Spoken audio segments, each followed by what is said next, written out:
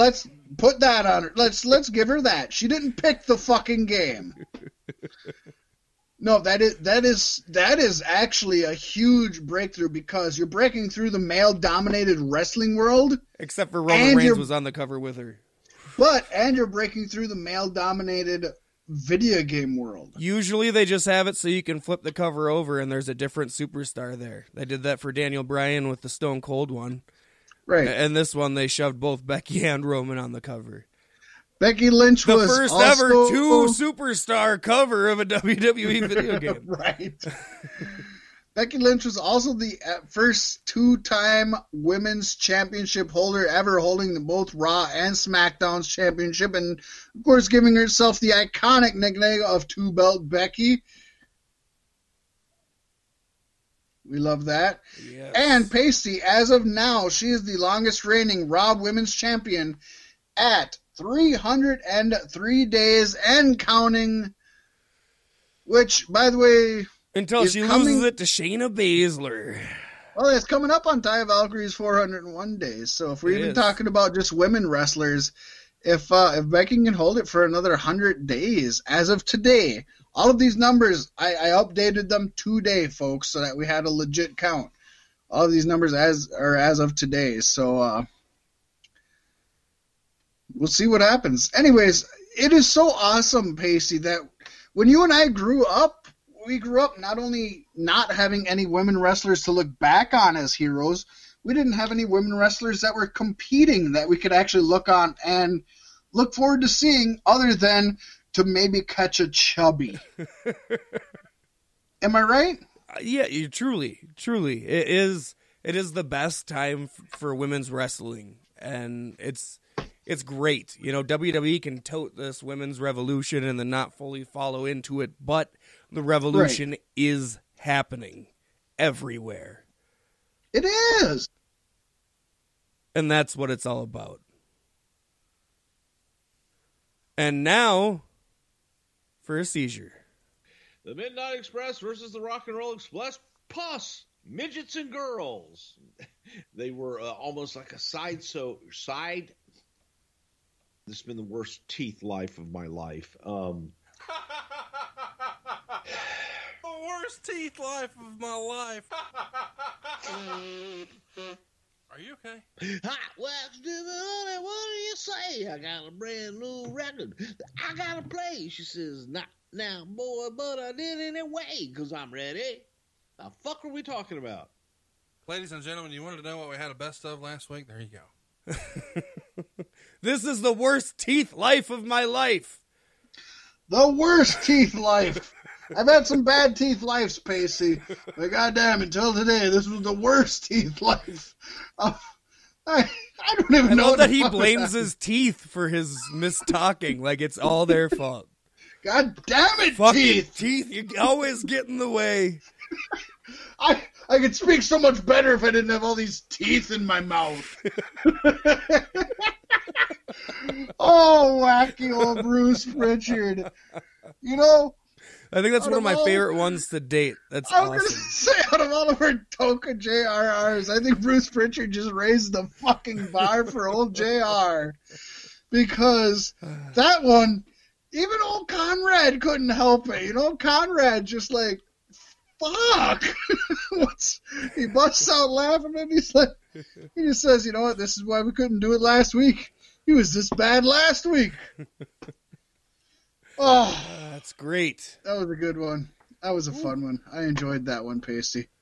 And now, for the first time ever, 35 minutes into the show, it's time for This Week in Pro Wrestling History. Yes, and Pasty, in This Week in Pro Wrestling History on February 12th, 2006, not horribly long ago, another current one, Pasty. Christian Cage wins his first ever, and dare I say long overdue, World Heavyweight Championship, defeating NWA champion Jeff Jarrett in the main event of TNA's Against All Odds pay-per-view to become NWA World Heavyweight Champion, thus beginning the reign of Captain Charisma. Yes. Now, that wasn't the only match that was on the card that night, although I would have tuned in just for that. Also, Other notable matches were the Naturals, which was Andy Douglas and Chase Stevens that nobody remembers, defeating two people everybody knows about nowadays by the name of Austin Aries and Roderick Strong. Ooh, that's a hell of a team. We also had a four-way that seen Jay Lethal defeat Matt Bentley, Alex Shelley, and Petey Williams. Yeah, they all sound like pretty boys ripe for the beating. We had a tag team match that seen the James Gang. Pasty, you might remember these two guys. Remember BG James and Kip James? No. Oh, well, you might remember them by their names of Road Dogg and Billy Gunn, the New Age Outlaws in WWE. That's better. All right. They defeated the original... I remember Chuck and Billy. defeated the original Latin American Exchange, Homicide and Machete. This was before Hernandez and before the new LAX, obviously. Can we get a Chuck and Billy reunion in AEW, please? I would be all right with that. You could have some like shit with Sonny Kiss, and it would be good. What is Chuck Palumbo doing nowadays, I wonder? I don't know. Not wrestling. I'm sure he'd be pretty cheap at this point. That's true. He was pretty cheap back then, basically. Let's be honest. We also seen Rhino defeat the Monster Abyss in a Falls Count Anywhere match. Yes. We had Samoa Joe defeat AJ Styles and Christopher Daniels in a three-way match to retain the TNA X Division Championship in a rematch from their untouched classic to this day. And in the main event, basically, the first one was better? Oh. One of the best matches ever. I was going to say I want to watch this, but now I don't want to watch this. No, well, this is good. Because my mind is working slow today, as everybody has already seen, I'll tell you which one you need to watch. But then, right before the main event that we had talked about earlier, we had Team 3D, Brother Ray and Brother Devon, defeat Team Canada, composed of Bobby Roode and Eric Young, with Coach D'Amore. Yes, folks, that's the same Scott D'Amore, who is currently co-executive VP of Impact Wrestling. We just talked about his other co-executive VP of Impact Wrestling, Cyrus the Virus, who is also Don Callis, just a couple weeks ago on the ECW This Week in Pro Wrestling History. Wow. Making waves. Wow. Wowie wow. Speaking of wow, how about New Japan Pro Wrestling's new beginning in Osaka? Yeah, I'm not going to lie, Pasty. I watched half of it. I didn't watch the other half of it. I didn't watch most of it, but I watched the important bits. You watched half of it. You didn't watch the other half of it. I didn't. I don't know. Okay. I watched what I watched the first day, and then I jumped around from there. Oh, there you go. So, I don't know where you started. I know where I started. Kota Ibushi and Taiguchi Japan versus the Bullet Club. That's where I started. Bulu Clay. So, first of all, then let's just bust it out. Started out with an 8-man tag match. Yuji Nagata, Manabu Nakahashi, Tenkozi, which is Hiroyoshi Tenzin, and Satoshi Kojima, defeating Taguchi Japan, Pasty, that was comprised of Ryusuke Taguchi, Tao Henraru. Payback's a bitch, isn't it, Fat Man? Tamoki Hanma, and Togi Makabe. That's how a pro does it, Pasty. Yes.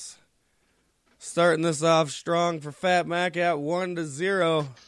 1-0. How about that XFL? It's been fun. 1-0. Then we had the IWGP Junior Heavyweight Tag Team Championships, Roppongi 3K. Showing defending and retaining. And they had Rocky Romero at ringside. Whoop, whoop. That's why they won and defeated Suzuki Gun. Represented by Yoshinobu Kanemaru and El Desperado. They call me Desperado.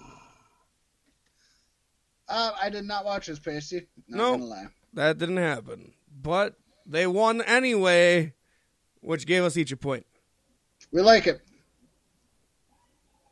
Then we came into an 8-man tag match. Following that, we had Kota Ibushi teaming with Taguchi Japan. Of course, Taguchi Japan was represented by Hiroshi Tanahashi, David Finlay, and Juice Robinson. Finjuice! And they beat the Bullet Club. And the Bullet Club was represented by Chase Owens, Yujiro Takahashi, Tangaloa, and Tama Tonga of the Gorillas of Destiny. David Finlay is so fast. He is remarkably fast considering when you watch his dad, you know his dad's style. Yeah. And then you watch his style, he does not wrestle like his father. Like, you watch Brian Pillman Jr. and Brian Pillman, and you're like, oh shit, Brian Pillman Jr., he based his wrestling off of his dad. Mm-hmm. You watch these two guys, and you're like, fuck no. I think he did what I did, and that's base everything you want to be off of the opposite of what your father is. He might have, and I could see, Dave Finlay being a horrible father, and I'll go on record saying that he used to beat his kid and smoked crack and was a horrible human being. I remember the one time that he got caught beating a puppy to death. Beating a puppy to death with a crack pipe. It was sad. And it's true. This is all true, folks. You can believe me. It's true. Up next, Pasty. What do we got? We had a tag team match, Seeing Chaos, represented by Will Ospreay and Kazuchika Okada, defeating Suzuki-gun, represented by Zack Sabre Jr. and Tai Chi. Oh, Pasty, I watched this. This was good. This was damn good. I don't like those white boys, but... Okay, you don't like the white boys. I love all seeing them against each other in this sense, like, who's the better white boy, it was good. And you know what? I think it would surprise a lot of folks, including myself, how quickly this turned into a outside the ring brawl. Yeah, yep. You look at these four people and you don't think of brawling outside of the ring. But damn, right away, bam. Mm-hmm. We also got impressive match. We got the obligatory Zack Sabre Jr. Ospreay sequence of reversals, submissions, and feats of strengths, which was really badass. Which some people hate and some people love. I still to this day love it. We also had Okada hitting a tombstone on Tai Chi, and then he missed the Rainmaker to where he ran into Zack Sabre Jr.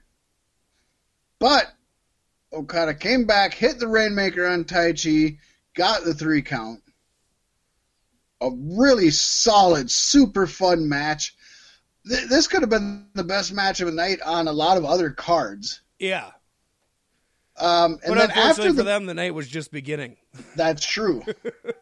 Well, we also had a really good post-match follow-up where Ospreay and Zack Sabre Jr., they kind of exchanged some words to hype their match at the Rev Pro event coming up in New England, which was awesome. And we've seen Ospreay grab the British heavyweight title and taunt Zack Sabre Jr. And I'm the better white boy, he said. That's what he said. That's what he said. I was like, wow, he said it. I thought he'd say Gaijin, but he said white boy. I was like, wow. I couldn't believe it. I heard Honky thrown in there somewhere. Yeah. I think I heard somebody in the stands yell, "Washishu! Washishu!" I heard it. Washishu! I don't know where it came from. It's crazy. Oh, but that was good. And they both stepped on out of there. Next up, Pasty, we had the only match that was just a single one-on-one, no fancy pants involved, nothing. We had Jay White taking on Sonata. Yes, and I didn't watch this one. But you won this one. I did. To get my second point. As you've been consecutively doing well up until now. They're really pushing this Sonata losing angle enough to where I'm worried it's going to end up like Impact Wrestling and Sonata's going to become a bitch.